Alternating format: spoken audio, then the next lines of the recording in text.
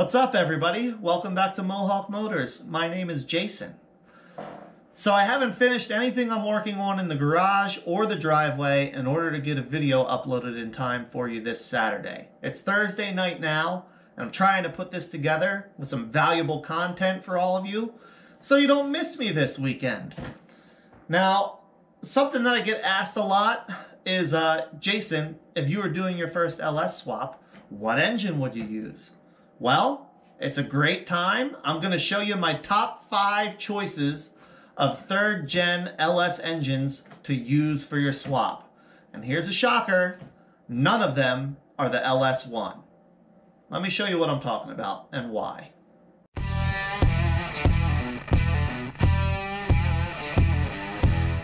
Alright team, let's get right into this. So, if you're familiar with the Generation 3 LS style engines, you'll know there's a bunch of them, right? There's the actual LS1, LQ4, LM7, L59, LM4, L33, LQ9. I'm only going to give you my top 5. And spoiler alert, the LQ9, the LR4, and the LS1, they are not on my list.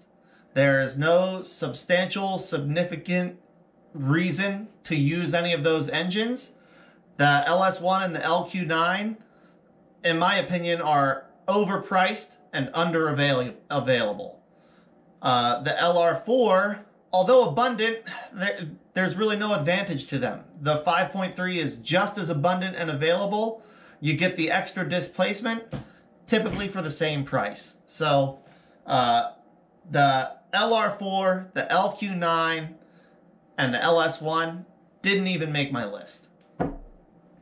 Now, number 5 of the ones that I would entertain, my least desirable engine for an LS swap is the LQ4, the 6-liter LQ4. Now, this is an iron block Gen 3 truck engine. They came from the factory with 9.4 to 1 compression. They were rated at 300 to 330 horsepower and 360 to 370 pound-feet of torque. They came in everything from Suburban 2500s, Silverados, Silverado HDs, the Express vans, the Yukon Denalis. Geez, what else? All kinds of stuff. They put the LQ4 6-liter in all kinds of things. You can tell if that's the engine in the vehicle by the 8th digit of the VIN number. U is the VIN designation for an LQ4. Okay? Now, the primary reason why these are lowest on my list is because the cost-benefit analysis just doesn't work out for them. They don't make substantially more horsepower than the 5.3-liter engines. I mean, at most 15 to 20, maybe 25 horsepower more than a 5.3. And typically you pay double the price, at least in my area. And I'm sure that's affected by your local markets. But around me, you pay twice as much for an LQ4 as you would for a 5.3. And you get 15 or 20 horsepower more. And that's just not worth it, in my opinion. Unless you're doing something where every single cubic inch of displacement is going to make a difference, it's just not worth it. The other thing to consider about them is that low compression ratio. It does lend well if you're going to be running boost, but if you're not boosting it, that 9.4 to 1 compression really, it doesn't serve you any benefit. So, they're great engines. If you just have your heart set on an LQ4, by all means, get yourself an LQ4. You'll have a blast. You'll go run, you'll go drive and have a good time and enjoy yourself. But if I'm going to be buying an engine to do a swap, the LQ4 is not going to be the one I buy.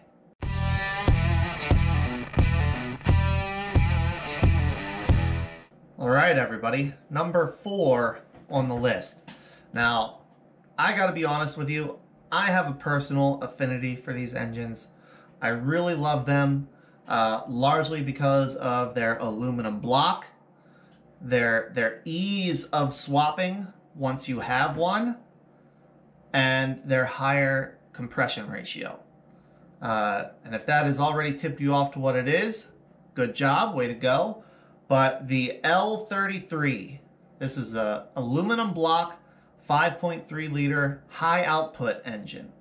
Now, the L33 was only available in 2005 to 2007 Silverados and Sierras and the extended cab short bed 4x4 configuration. Now, that's a very niche group of trucks. And on top of that, add the fact that the L33 was the higher optioned engine. You had to pay extra to get the L33. If you didn't pay extra for it, you got the LM7, or if you bumped it up to flex fuel, you got the L59. And then if you bumped up again, that was when you could get the L33. So the biggest downfall of these engines, in my opinion, is they're hard to find, guys. They don't come up often.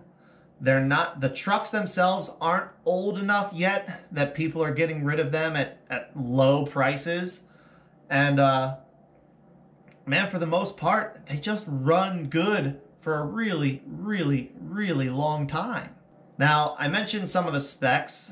They have a higher compression ratio than any of the other Generation 3 5.3s. They came with 9.9 to 1 compression from the factory. They were rated at 310 horsepower and 335 pound-feet of torque. Now, the other perk to the L33 was they also came with better flowing 799 cylinder heads. And that was part of the higher performance, higher output package that GM put into these engines. So that gives them a lot of potential. I mean, they make great engines for a high performance naturally aspirated application. They do really well with nitrous. You can run them boosted as well. I don't think I would go past 12 to 15 pounds of boost on these. They did come with the stronger, some people call them Generation 4 connecting rods in them, which is another perk to this engine. But they're still, at 9.9 to 1 compression, you're not going to be able to run a lot of boost safely on pump gas. If you're going to run alcohol, I mean, get after it. But that higher compression makes them a little less boost friendly. So outside of that, they're the same as any other 5.3 liter engine. Bore is the same, stroke is the same, crankshaft is the same. They came with same truck height, belt drive. So they're really, like I said, I have a personal affinity to them.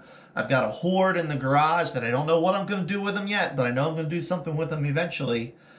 But the real drawback to these things is they're just hard to find. They're hard to find. And when you do, they don't come cheap. You're going to have to pay for it to get it. So that's really what knocks it down to the number 4 spot on my list.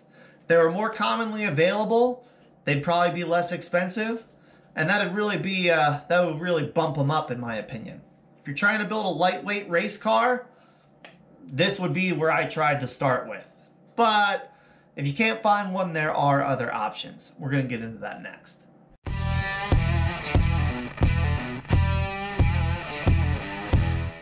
All right, we're getting excited now. Number 3 on the list. Now, this one,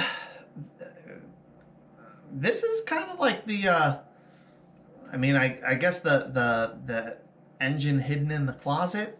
I don't think a lot of people know about these. And, I think they're a great engine, and they're pretty commonly available, but you have to know what you're looking for. And that's where I think these get missed out on a lot. So in the GMT 360 and 365 platform, which is the Chevy Trailblazer, GMC Envoy, the Saab 97X, the Buick Rainier, and the Isuzu Ascender. These engines were options in some of those vehicles from in 2000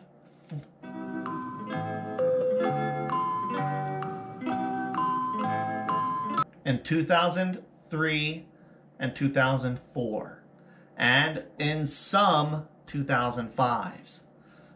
2005 was the year they split. So earlier got the LM4, later got the LH6. Now, the LM4 is very similar to the other common 5.3s, the LM7, the L59. It's a gasoline-only engine. They came with 9.5 to 1 compression from the factory. They were rated at 290 to 300 horsepower from the factory and 325 to 335 pound-feet of torque. So torquey little engines. Now, they typically came with 862 or 706 heads.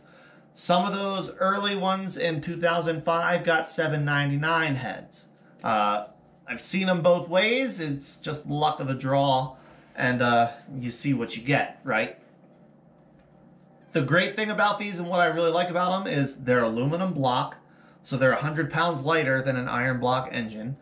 Great if you're trying to build, a lightweight vehicle or just trying to keep your weight as low as possible. But also because they come with those nice, thick 5.3 cylinder sleeves. So if you want to bore this thing out and build some more displacement, you can. Now, the one drawback to these is, like I said, they were mostly available, actually to my knowledge, only available in the GMT 360 platform, which in the all-wheel drive and four-wheel drive configurations came with a front sump oil pan that the front differential is mounted to. Now, the only real downside of that is, in order to get the engine out of the truck, you need to remove the front axle shafts. I did a video on it a couple weeks ago. It literally adds 15 to 20 minutes to pulling the engine. That's not a big deal. What is the big deal about that front sump oil pan is it caused oil starvation issues. These engines, the most common failure was oil starvation. Under hard acceleration, the oil would slosh to the rear of the sump, leaving the pickup dry and thus causing oil starvation in usually the rod bearings first and then the main bearings. So if you're going to buy one of these or try to find one of these, I would really do the best you can to find one that you can hear running and make sure that it has good oil pressure. It's really hard to detect bad or worn main or rod bearings unless it's totally locked up just by rotating the engine. You really need to hear it running. You really need to see the oil pressure reading. Outside of that, they're great little aluminum engines. You can typically pick these things up cheap, guys. I can't tell you how many Trailblazer and Envoy Extendeds I've bought for less than $1,000 with the LM4 in it. I've kept the engine and parted the rest of the vehicle out and gotten most of my money back, or sold the engine off for a profit as well. So it's a, like I said, it's kind of the 5.3 hidden in the closet that people don't really know about. But it's a great resource to get yourself an aluminum block 5.3. If you're lucky, an 05 with the 799 heads. And man, swap that oil pan, get yourself a rear sump or a pan specific to whatever application you're running, and you've got yourself a great little engine. The LM4, you can tell if that's the engine in there by the 8th digit of the VIN number will be a letter P, as in Paul. So look out for these ones, guys. They're out there. They're my number 3 choice. They're available. You can usually get them cheap, and they make good power. Plus, they save you that 100 pounds over an iron block engine.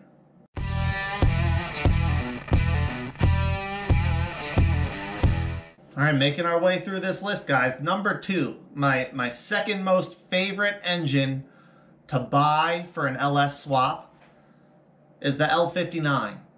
So if you're not familiar with this, the L59 is an iron block 5.3, still a Generation 3 engine.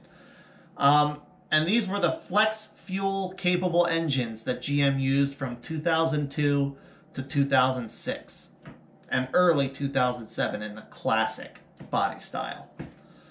So these things that very much similar, almost exactly the same as an LM7, except that they came with larger injectors to handle the alcohol in the fuel if you were running, you know, E85 or something like that. Otherwise, exactly the same as an LM7. Same bore, same stroke, same piston, same rods, same crankshaft.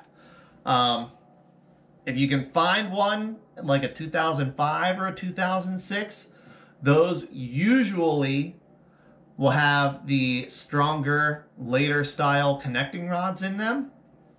But realistically, unless you're trying to get over 600, 700 horsepower, you don't need those. The regular, earlier style connecting rods will be just fine. Now, these things came from the factory with a 9.5 to 1 compression ratio.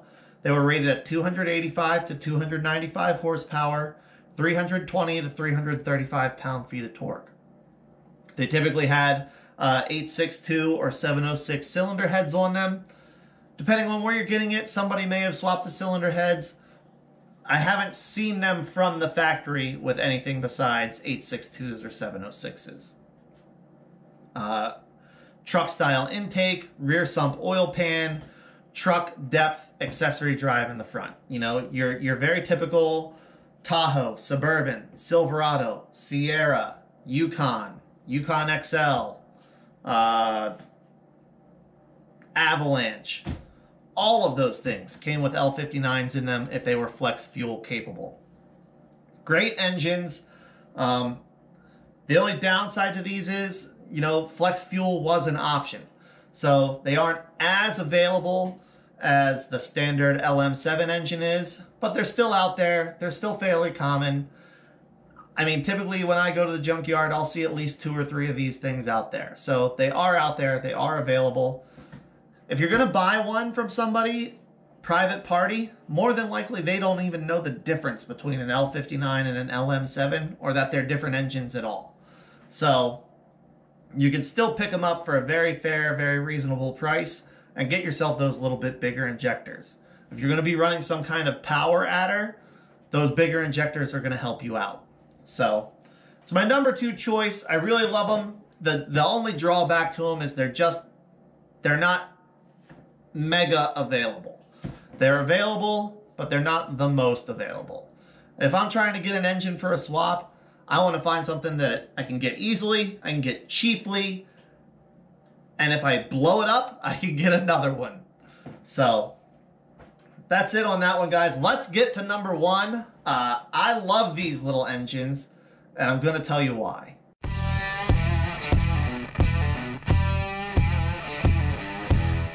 All right, everybody, number 1.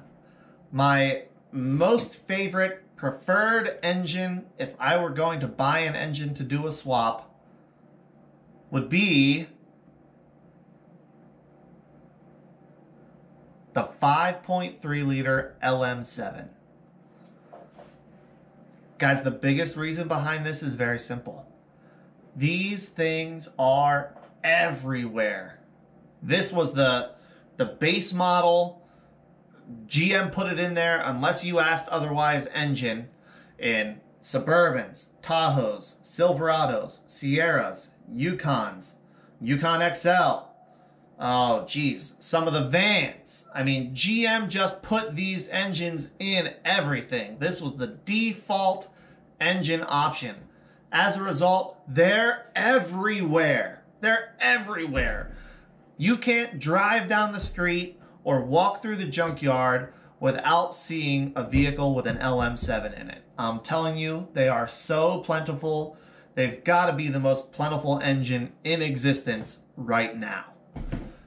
So that's the biggest reason why I love them. Because they're so available and so plentiful, they are so cheap. They're so cheap.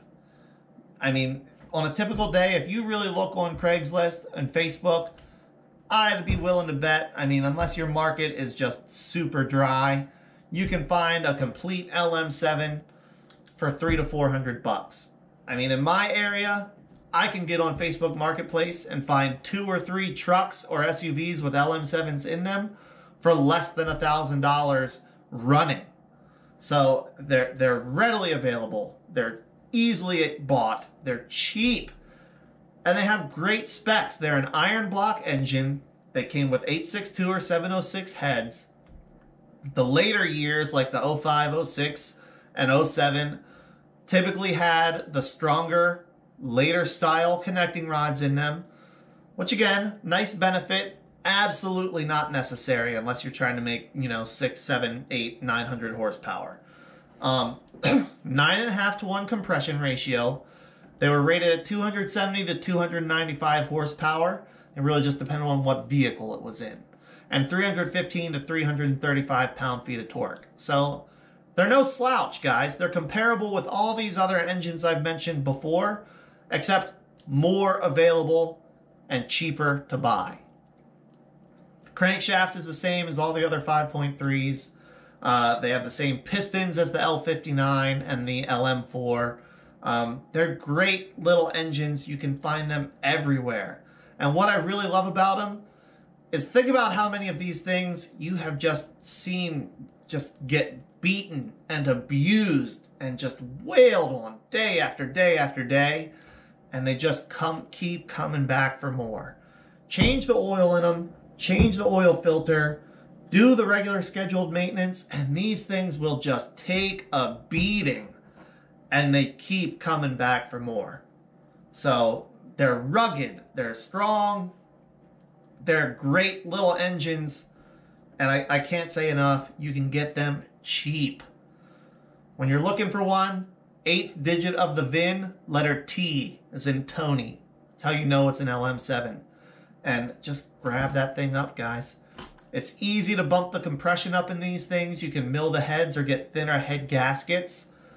They typically came with the multi-layer steel gaskets, which are great, durable, and in most cases reusable, unless you tear them up when you take it apart. So I love, love, love the LM7. There's so many great things about them, and gosh, they're tough to beat. If you're doing a swap, they're really tough to beat, and they're really easy to get your hands on. And if you don't know what you're doing and you blow it up, you just get yourself another one. That's it. Easy peasy, right? So, the LM7, guys, it's my #1 choice for an LS style engine to swap into your project, your hot rod, whatever it may be. And, now you know why. In the sporting stadium, for those who have contributed so much, really. Thank you, ladies and gentlemen. All right, team. Well, there you have it. Those are my top 5 engines to buy to do an LS swap.